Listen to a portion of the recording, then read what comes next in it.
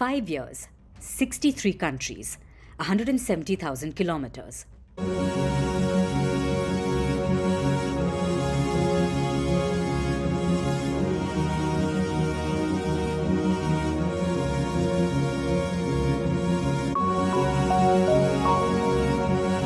ನಮ್ಮಲ್ಲಿ ಒಬ್ಬರಿದ್ದಾರೆ, ನಾನು ಸಂವಿಧಾನದ ಭಕ್ತ, ನನಗೆ ರಾಮನ ಮೇಲೆ ಭಕ್ತಿ ಇಲ್ಲ ಹೇಳೋದು ಸಂವಿಧಾನ ಮಾತು, ಸಂವಿಧಾನ ಕೃತಿ ತಾಲಿಬಾನ ತಾಲಿಬಾನ ತಾಲಿಬಾನ ತಾಲಿಬಾನ. ವೀಕ್ಷಕರೇ ನಮಸ್ಕಾರ. ನೀವೀಗ ಯೋಚಿಸುತ್ತಿರಬಹುದು, ಬ್ರೆಜಿಲ್ ಮೂಲದ ಸ್ಪ್ಯಾನಿಷ್ ನಾಗರಿಕತೆಯನ್ನು ಹೊಂದಿರುವಂತಹ ಯೂಟ್ಯೂಬರ್ ಮಹಿಳೆ ಭಾರತದ ಜಾರ್ಖಂಡ್ನಲ್ಲಿ 8 ಜನರಿಂದ ಗುಂಪು ಅತ್ಯಾಚಾರಕ್ಕೊಳಗಾಗಿ ಪವಾಡದಂತೆ ಜೀವಂತ ಬದುಕುಳಿದ ಅಭೀಭತ್ಸ ಘಟನೆಗೂ ಈ ಆಂದೋಲ ಸ್ವಾಮಿಯ ಭಾಷಣಕ್ಕೂ ಯಾಕೆ ತಲಕು ಅಂತ. ಅದಕ್ಕೆ ಉತ್ತರವಂತೂ ನಾ ಹೇಳುವುದಿಲ್ಲ, ಆದ್ರೆ ಈ ಫೋಟೋವನ್ನೊಮ್ಮೆ ನೀವೇ ನೋಡಿ, ಅದು ಏನಂತ ನಾನು ವಿವರಿಸ್ತೇನೆ.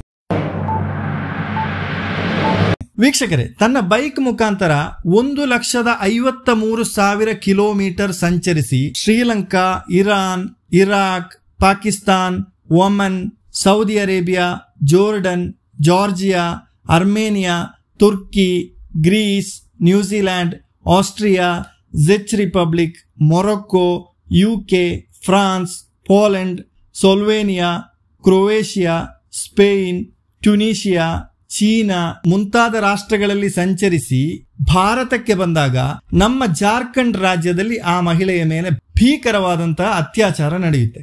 ಆಮೇಲೆ ಅಲ್ಲಿಂದ ಆ ಮಹಿಳೆ ನೇಪಾಳಕ್ಕೆ ಪ್ರವೇಶಿಸಿ ನಂತರ ಅಫ್ಘಾನಿಸ್ತಾನಕ್ಕೆ ಭೇಟಿ ಕೊಡ್ತಾಳೆ.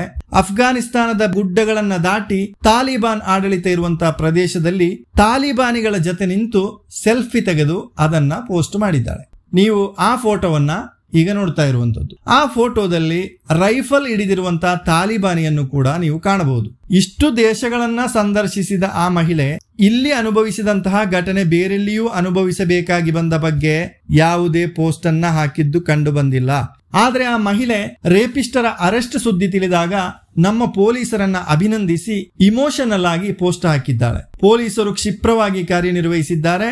ನನಗೆ ಮಾತ್ರವಲ್ಲ, ನನ್ನಂತೆ ಅತ್ಯಾಚಾರಕ್ಕೊಳಗಾದಂತಹ ಮಹಿಳೆಯರಿಗೆಲ್ಲರಿಗೂ ಕೂಡ ನ್ಯಾಯ ಸಿಗಲಿ ಅಂತ ಆ ಮಹಿಳೆ ಆಗ್ರಹಿಸಿರುವಂತದ್ದು.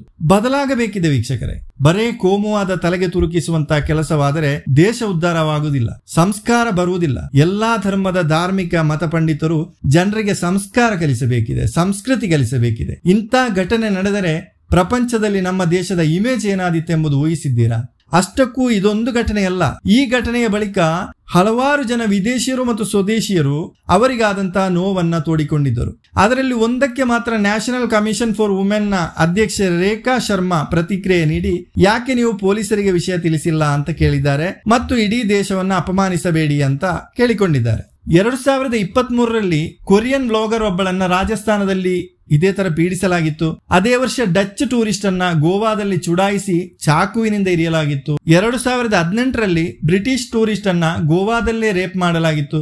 2016ರಲ್ಲಿ ಅಮೆರಿಕನ್ ಮಹಿಳೆ ಮೇಲೆ ಗ್ಯಾಂಗ್ ರೇಪ್ ನಡೆದಂತದ್ದು ನಮ್ಮ ರಾಜಧಾನಿ ದೆಹಲಿಯಲ್ಲಾಗಿತ್ತು.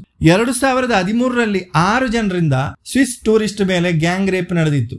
ವಿದೇಶಿ ಮಹಿಳೆಯರಂತಲ್ಲ ವೀಕ್ಷಕರೇ, ನಮ್ಮ ದೇಶದ ಮಹಿಳೆಯರು ಈ ಪಿಡುಗನ್ನ ಸಹಿಸುತ್ತಲೇ ಬರುತ್ತಿದ್ದಾರೆ. ನಮ್ಮ ಕರ್ನಾಟಕದ ಧರ್ಮಸ್ಥಳದಲ್ಲಿ ಹಲವಾರು ಮಹಿಳೆಯರ ಮಕ್ಕಳ ಮೇಲೆ ರೇಪ್ ಅಂಡ್ ಮರ್ಡರ್ ಆಗಿದೆ ಎಂಬಂತಹ ವಿಷಯದಲ್ಲಿ ಅಲ್ಲಿ ದೊಡ್ಡ ಮಟ್ಟದ ಪ್ರತಿಭಟನೆ ನಡೆಯುತ್ತಾ ಇದೆ. ಅದು ತನ್ನ ತೀವ್ರತೆಯನ್ನ ಕೂಡ ಪಡೆಯುತ್ತಿದೆ. ಮೊನ್ನೆ ಬಂದಂತಹ ವರದಿಯೊಂದು ನಮ್ಮ ದೇಶದ ಗುಜರಾತ್ ರಾಜ್ಯದಲ್ಲಿ 2023ರಲ್ಲಿ ಪ್ರತಿದಿನ 6 ಮಹಿಳೆಯರ ಮೇಲೆ ಅತ್ಯಾಚಾರ ನಡೆದಿದೆ ಎಂಬಂತಹ ವರದಿ ನೀವೆಲ್ಲ ನೋಡಿರುತ್ತೀರಿ.